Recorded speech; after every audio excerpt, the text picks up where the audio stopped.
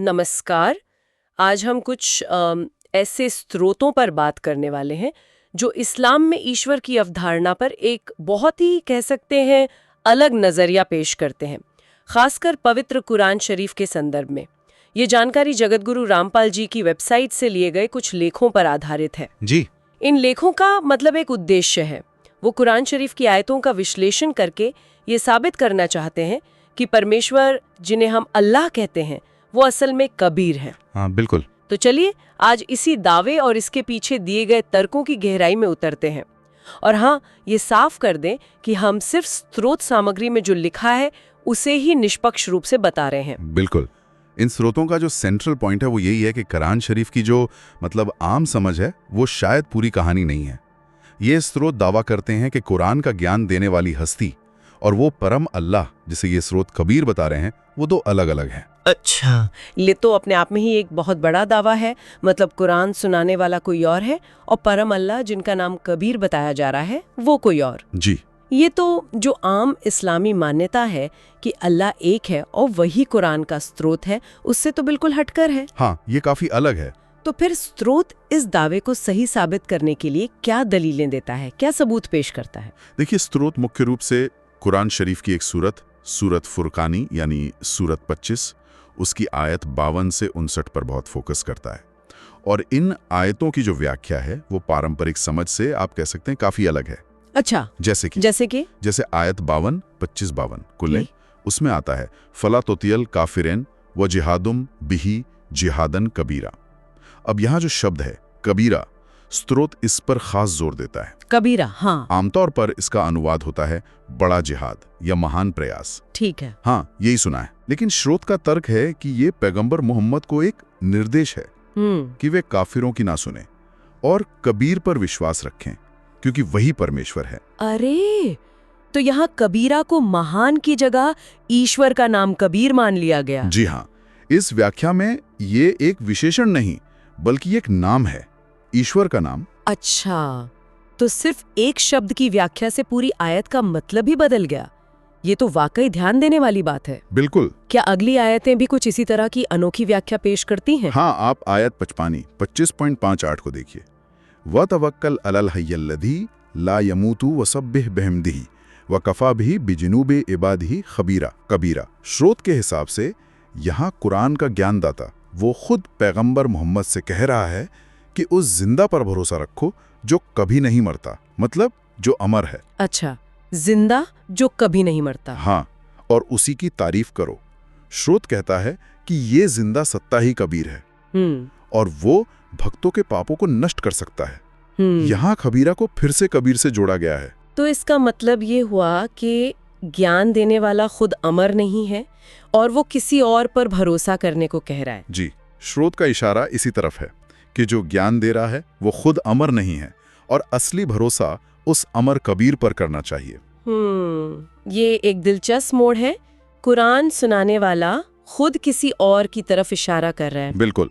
और देखिए, स्रोत इस बात को और पक्का करने के लिए अगली आयत यानी आयत 59, 25.59 का हवाला देता है। आयत है अल्लज़ी खलक़स समावाति वल अर्द वमा बैनहुमा फी सित्तति अय्यामिन सुम्मा इस्तवा अलल अर्शिर रहमानु फस्अल बिही कबीरन। हाँ, स्रोत के मुताबिक यहाँ ज्ञानदाता कहता है कि वो अल्लाह यानी कबीर है, जिसने 6 दिनों में सब कुछ बनाया और फिर तख्त पर जा बैठा। ठीक है। लेकिन इसके फौरन बाद वो कहता है कि उस परमेश्वर कबीर की पूरी जानकारी के लिए और उस तक पहुंचने के रास्ते के लिए किसी बाखबर से पूछो। बाखबर मतलब कोई जानकार? हाँ, कोई जानकार या तत्वदर्शी संत। तो अगर मैं इसे ठीक समझ रही हूँ, स्रोत ये कह रहा है कि कुरान का ज्ञानदाता खुद मान रहा है कि उसे उस असली रचनाकार के बारे में पूरी जानकारी नहीं है और वो कह रहा है कि किसी और ज्ञानी, किसी बाखबर से पूछना पड़ेगा। जी हाँ, स्रोत का निष्कर्ष बिल्कुल यही है। उसके अनुसार ये आयत सबूत है कि कुरान सुनाने वाला और वो परम अल्लाह कबीर, जिसने असल में सृष्टि रची, वो दो अलग अलग हैं। और इसी पर वो सवाल उठता है कि अगर कुरान सुनाने वाला परमेश्वर नहीं है तो फिर वो कौन है? हाँ बिल्कुल, ये सवाल तो फिर सीधा मन में आता है।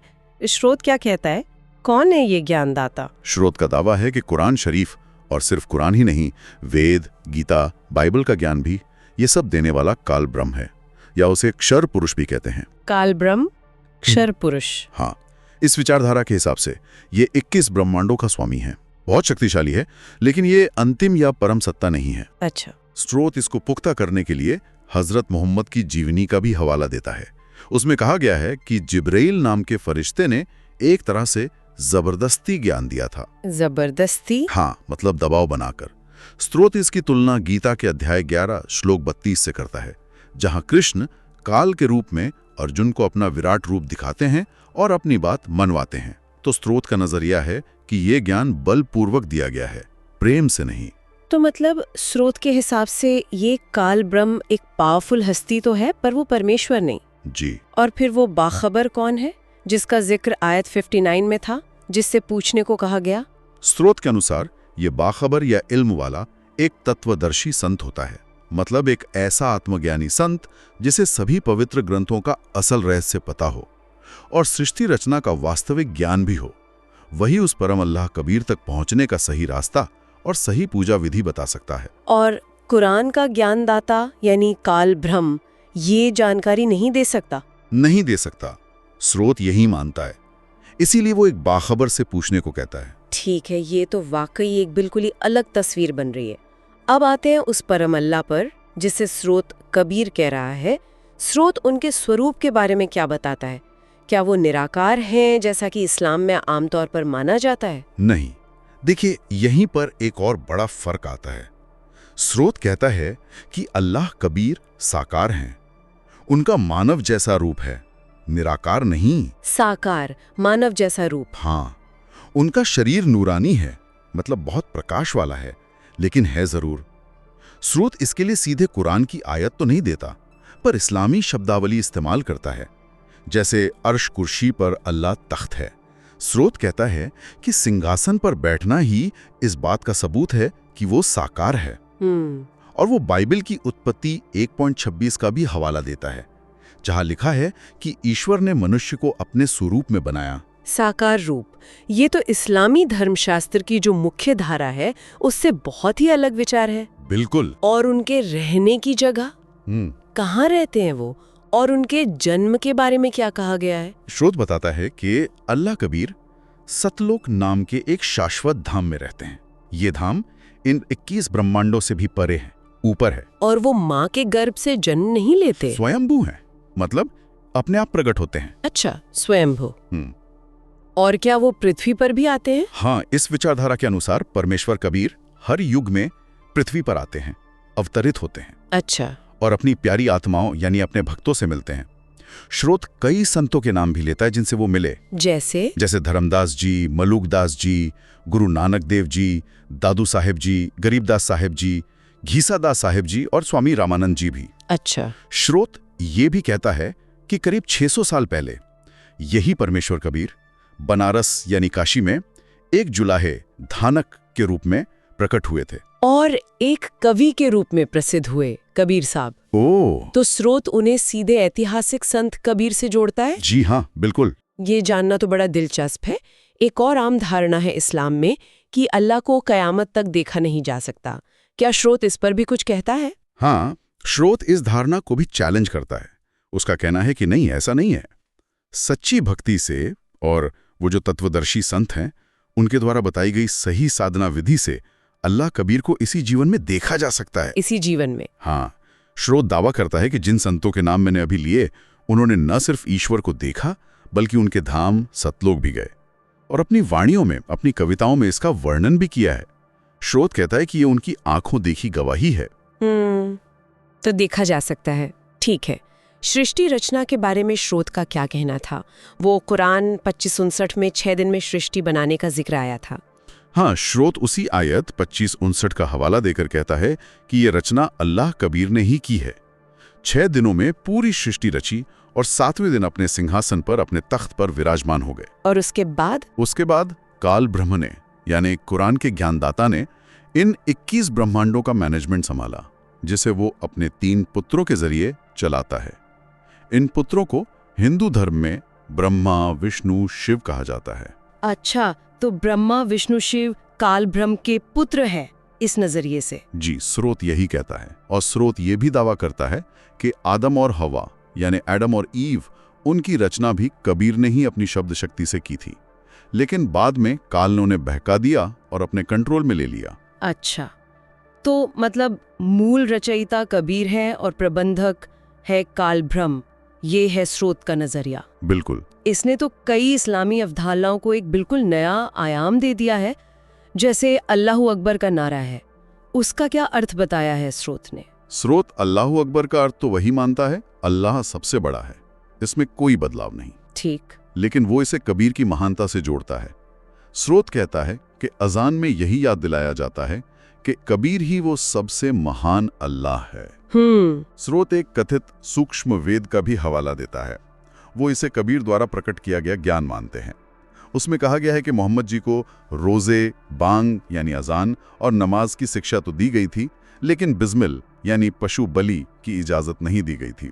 अच्छा, तो ये स्रोत पशु बलि के खिलाफ भी है? जी, ये उनके विचारों का एक हिस्सा है। और पुनर्जन्म के बारे में क्या? इस्लाम में तो आमतौर पर यही मानते हैं ना कि मौत के बाद बस कयामत का इंतजार होता है, दोबारा जन्म नहीं होता। बिल्कुल सही कहा आपने। और स्रोत इस मान्यता को सीधे कुरान की आयतों से ही चुनौती देता है। कुरान की आयतों से? कैसे? वो सूरह अल अंबिया 21:104 का हवाला देता है। उसमें कहा गया है, जैसे हमने पहली बार पैदा किया था वैसे ही दोबारा पैदा करेंगे। अच्छा, दोबारा पैदा करेंगे। हाँ, और सूरह मुल्क 67:1-2 का भी हवाला है, जिसमें मौत और जिंदगी को बनाने की बात कही गई है। स्रोत इन आयतों की व्याख्या पुनर्जन्म के सबूत के तौर पर करता है। वो कहता है कि जो पारंपरिक व्याख्याएं हैं वो अधूरी हैं या सही नहीं हैं। तो फिर स्रोत के हिसाब से कयामत क्या है, अगर पुनर्जन्म होता है तो? स्रोत कयामत को दुनिया का बिल्कुल अंत नहीं मानता। वो इसे एक महाप्रलय के रूप में देखता है, जो एक निश्चित समय के बाद आता है, जिसे वो ब्रह्मा का एक दिन कहते हैं। जब वो खत्म होता है तो प्रलय आती है। और उसमें क्या होता है? उसमें तीनों लोकों का विनाश होता है, स्वर्ग, पृथ्वी, पाताल। लेकिन फिर सृष्टि दोबारा शुरू हो जाती है। ये एक साइकिल है, एक चक्रीय प्रक्रिया। अच्छा, मतलब ये चलता रहता है? जी, स्रोत का मानना है कि इस रहस्य को लोग पूरी तरह समझ नहीं पाए, इसीलिए भ्रम फैला हुआ है। स्रोत ने बाबा आदम और अलग अलग धर्मों की उत्पत्ति पर भी एक क्रम सा बताया था, है ना? हाँ, बताया है।